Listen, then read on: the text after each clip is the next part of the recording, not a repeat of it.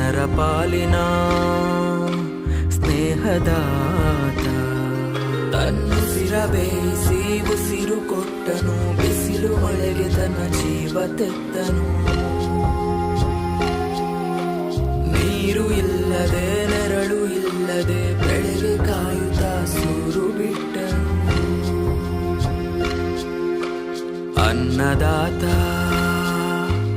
ಅನ್ನದಾತ ನಮಗೆ ನೀವೇ ದೇವದೂತ.